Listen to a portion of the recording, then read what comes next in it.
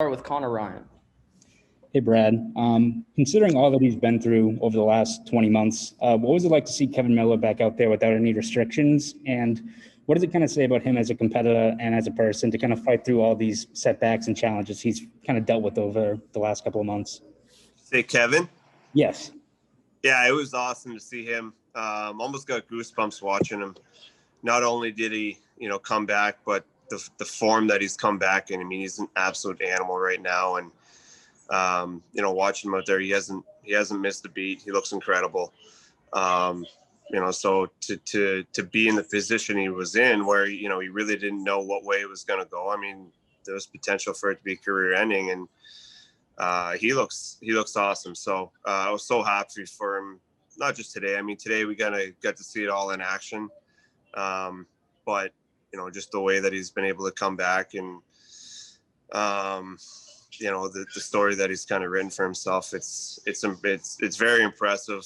And I couldn't be happy for him. He looks awesome. Thanks. We'll go next to Steve Conroy. Hey, Brad, can you just tell us what went into your decision to have the surgery? And was this something nagging, or did something crop up in the bubble play? Yeah. First off, hey guys, missed you guys the last few months. Hope everyone's well and healthy. But for me, it was a long time coming. It's been 2.5 years. It's been bugging me. It's affected not only my on ice but my off ice training. I haven't been able to sprint or run in years. And it initially was just my left side, my left groin, my left ab that was bugging me. And then this past season, it was both sides. So it would go from, one day it could be all four, it'd be sore, it'd just be my left side. And then, that'd feel better. And then my right side would act up. And it got to the point where I was only able to play like 80%. I mean, I couldn't take a full stride. A lot of times that I was taking days off. I think in the playoffs, I barely practiced because I needed every day off to recover because I was in a lot of pain and it bugged me every single day. So it was a really easy decision to do it. I was going to do it regardless, no matter what happened this season. But having, 4 or 5 months off, whatever it was, I mean, it worked out perfectly for me. But I was having that surgery regardless, and I needed it big time. And now after going through it, I can't believe I waited 2 years to do it. I was hoping it was going to go away. The last thing any player wants to do is to have a surgery that's going to take 4 months to recover. But, seeing the difference in how I feel on the ice and what what was holding me back, it's night and day. So I'm anxious to be 100% and to get out there and play some games again. Thank you. We'll go next to Joe Haggerty. Hey, Marshy, nice hat. Thanks, bud. Just tell us a little bit about just kind of how odd it was today to get started with training camp without Big Z and his presence there, and what kind of a challenge it's going to be this year to have a season where he's not playing for you guys anymore.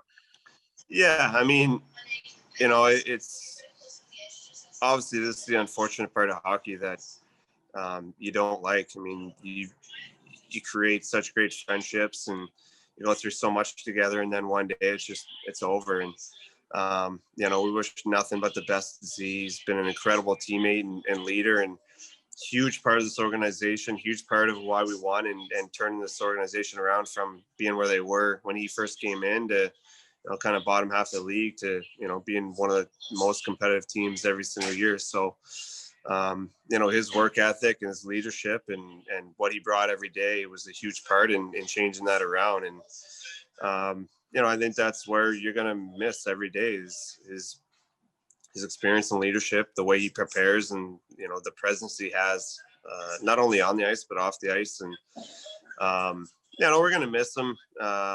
He's fun to have around and to get to know. And obviously he's one of the best defensemen to play in our generation. So, but at the end of the day, we have a job to do, and every year guys come and go, and it's just a new chapter in this organization, and more opportunity for other guys to step up and have bigger roles and have bigger opportunities. And that's unfortunately, like I said, the part of the game you don't like, but that's how guys move up in this league. Is guys retire, guys get hurt, guys move on, and it creates openings and opportunities for other guys. And we need guys to seize that opportunity and step up and do more for this group. And someone's going to do it. Just excited to see who.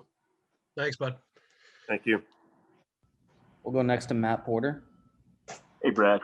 Hey, Matt. Hey. So you left practice a little early. Do you kind of anticipate that's how things will be going for you? Just kind of maybe half a practice here and work in, and then also your availability for the opener. Do you expect to be, good to go against Jersey?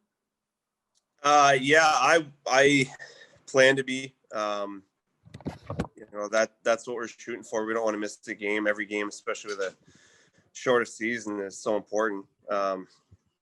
But for me, today it was more just that's the first time I've been able to skate with the guys for an extended period of time. I was on before, so it was a pretty good workload compared to what I've had.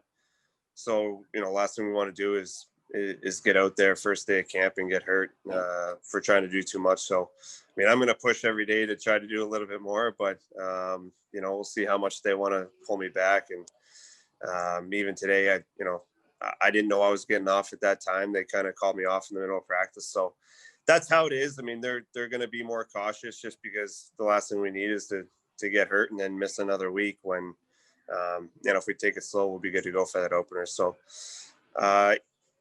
either way, it's exciting. It's a lot of fun to get back out there with the guys. And it was a bit of an adrenaline rush being out there with them again. It's been 4 months or something like that since I get to skate with anyone. So it was fun.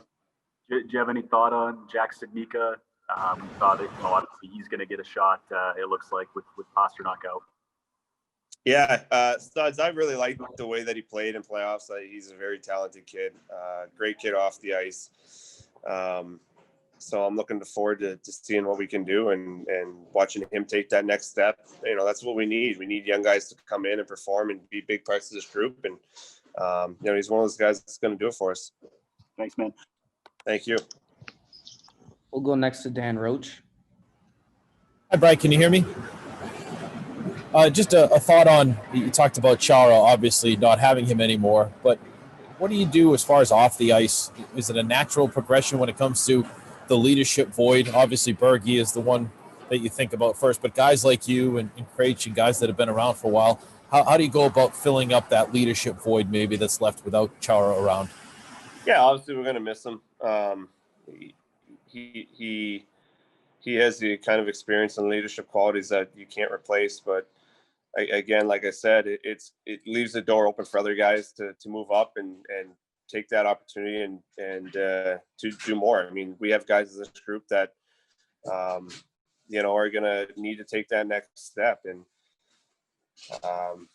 we have a lot of really good, young, talented players and guys that have had a lot of experience, been through a lot of situations that, we're going to expect more of. And, a guy like Z, you're not going to replace him with one guy. It's going to be a collective effort. And that's kind of what we want to do. Obviously we have some great leaders in our room and we have more guys that are going to continue to come up. It didn't take Bergie and Kretsch and guys like that to overnight to become great leaders, but something you work on, and we're going to need those younger guys to continue to work on that aspect of their game, and be that piece that we're going to lose with Z leaving. But collective leaders group will be able to do it, and we're going to be a good team, and we're going to compete hard, and we're going to hold each other accountable, and we're going to have fun. We'll take our last question for Brad from Fluto Shinzawa. Go ahead, Fluto. Brad, I know it's probably difficult with Patrice to try and distill him down into one thing when it comes to his leadership qualities, but when he comes to mind, maybe you're trying to explain his qualities to somebody, what comes to mind, whether it's playing through an injury or a speech or a phone call that he made? What is it that you think about when it comes to Patrice's leadership on the team? Yeah, I know. I think it's just, he's a competitor. He's a warrior, and he's one of those guys that you look at that he never has a limit. There's no ceiling for that guy, and just for him to continually get better, especially, as he's getting older, he just keeps getting better, becomes a better leader, better player. He's just those guys that continually break through the ceiling and continue to set new heights for themselves and new goals and continue to blow through them. I mean, those are the guys that are always the top leaders, and and that's him to a T. And not only is it that, but he's a phenomenal guy off the ice, and he he cares so much about each and every guy in the team. So his leadership qualities, I mean, he touches on, he has everything. He's not just a good player off the ice, not just a good guy on the ice. He's a phenomenal player. He's great off the ice. He communicates. He's always very receptive, and he's got a really good pulse on how every guy's doing. He's really good at watching guys and just seeing how their moods are day to day. So he always has a good idea how guys are feeling, if they need to pick me up, or if, they need to be calmed down a little bit. Just a lot of leaders miss, one of those aspects of, and he just has them all. So he's a very unique and special guy and special player, special leader, and we're lucky to have him.